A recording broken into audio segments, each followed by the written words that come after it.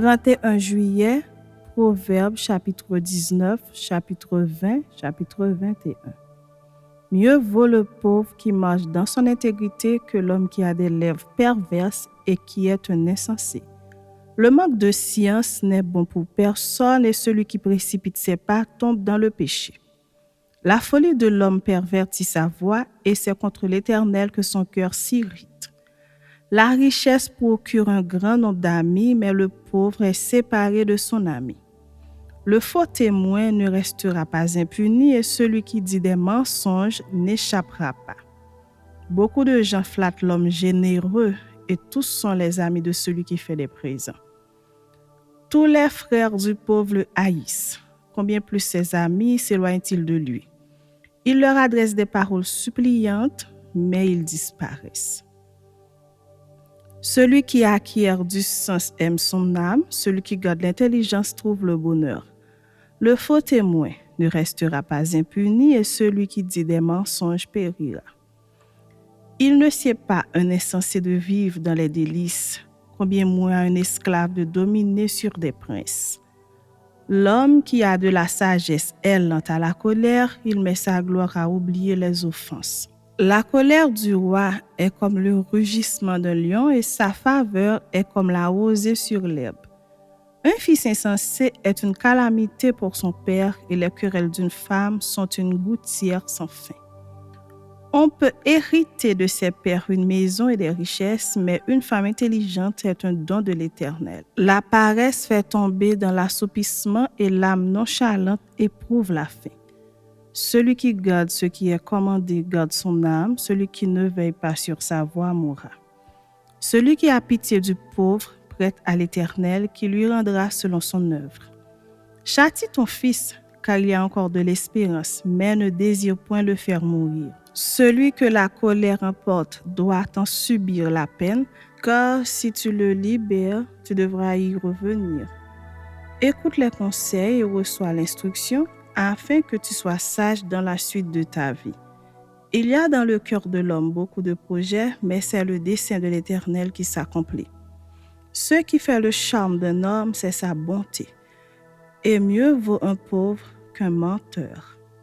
La crainte de l'Éternel mène à la vie et l'on passe la nuit rassasié sans être visité par le malheur. Le paresseux plonge sa main dans le plat et il ne la ramène pas à sa bouche. Frappe le moqueur et le sot deviendra sage. Reprends l'homme intelligent et il comprendra la science.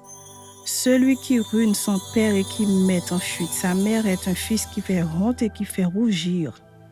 Cesse, mon fils, d'écouter l'instruction si c'est pour t'éloigner des paroles de la science. Un témoin pervers se moque de la justice et la bouche des méchants dévore l'iniquité. Les châtiments sont prêts pour les moqueurs et les coups pour le dos des insensés. Chapitre 20.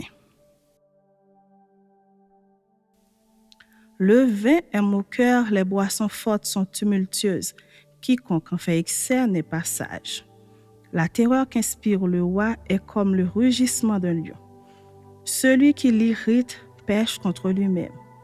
C'est une gloire pour l'homme de s'abstenir des querelles, mais tout insensé se livre à l'emportement. À cause du froid, le paresseux ne laboure pas. À la moisson, il voudrait récolter, mais il n'y a rien. Les desseins dans le cœur de l'homme sont des eaux profondes, mais l'homme intelligent sait y puiser. Beaucoup de gens proclament leur bonté, mais un homme fidèle, qui le trouvera? Le juste marche dans son intégrité, heureux ses enfants après lui. Le roi assis sur le trône de la justice dissipe tout mal par son regard. Qui dira, j'ai purifié mon cœur, je suis net de mon péché? Deux sortes de poids, deux sortes d'effards sont l'un et l'autre en abomination à l'Éternel. L'enfant laisse déjà voir par ses actions si sa conduite sera pure et droite. L'oreille qui entend et l'œil qui voit, c'est l'Éternel qui les a fait l'un et l'autre. N'aime pas le soleil de peur que tu ne deviennes pauvre. Ouvre les yeux, tu seras rassasié de pain. Mauvais, mauvais, dit l'acheteur, et en s'en allant, il se félicite. Il y a de l'or et beaucoup de perles, mais les lèvres savantes sont un objet précieux. Prends son vêtement, car il a cautionné autrui. exige de lui des gages à cause des étrangers. Le pain du mensonge est doux à l'homme et plus tard sa bouche est remplie de gravier. Les projets s'affermissent par le conseil, fais la guerre avec prudence. Celui qui répand la calomnie dévoile les secrets. Ne te mêle pas avec celui qui ouvre ses lèvres.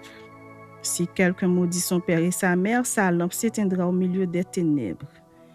Un héritage promptement acquis dès l'origine ne sera pas béni quand viendra la fin.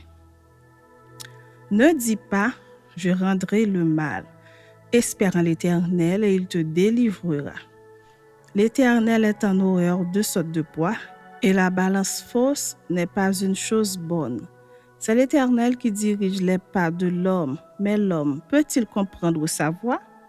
C'est un piège pour l'homme que de prendre à la légère un engagement sacré et de ne réfléchir qu'après avoir fait un vœu.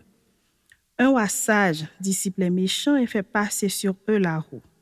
Le souffle de l'homme est une lampe de l'Éternel. Il pénètre jusqu'au fond des entrailles. La bonté et la fidélité gardent le roi et il soutient son trône par la bonté.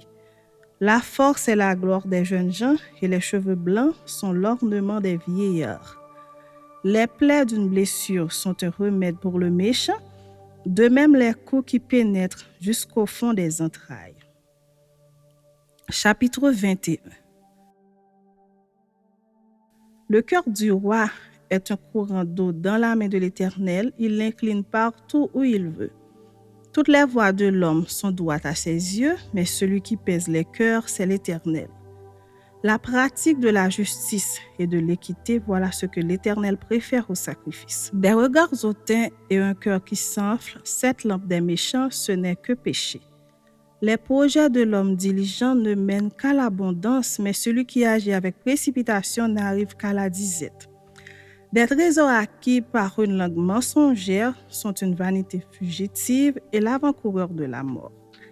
La violence des méchants les emporte parce qu'ils refusent de faire ce qui est juste. Le coupable suit des voies détournées, mais l'innocent agit avec droiture. Mieux vaut habiter à l'angle d'un toit que de partager la demeure d'une femme querelleuse. L'âme du méchant désire le mal, son ami ne trouve pas grâce à ses yeux. Quand on châtie le moqueur, le sot devient sage, et quand on instruit le sage, il accueille la science. Le juste considère la maison du méchant, l'Éternel précipite les méchants dans le malheur. Celui qui ferme son oreille au cri du pauvre criera lui-même et n'aura point de réponse.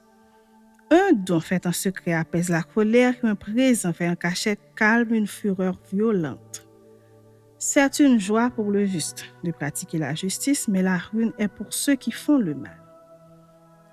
L'homme qui s'écarte du chemin de la sagesse reposera dans l'assemblée des morts. Celui qui aime la voix reste dans l'indigence, celui qui aime le vin et l'huile ne s'enrichit pas.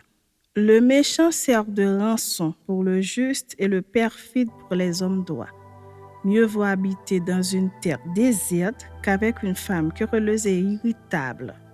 De précieux trésors et de l'huile sont dans la demeure du sage, mais l'homme insensé les engloutit.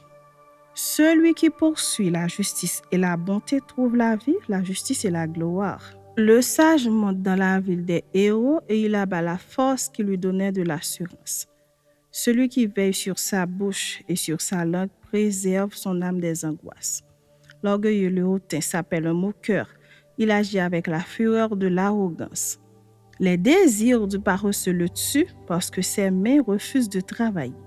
Tout le jour, il éprouve des désirs, mais le juste donne sans parcimonie. Le sacrifice des méchants est quelque chose d'abominable, combien plus quand il l'offre avec des pensées criminelles. Le témoin menteur périra, mais l'homme qui écoute parlera toujours. Le méchant prend un air effronté, mais l'homme doit affermir sa voix. Il n'y a ni sagesse, ni intelligence, ni conseil en face de l'Éternel. Le cheval est équipé pour le jour de la bataille, mais la délivrance appartient à l'Éternel.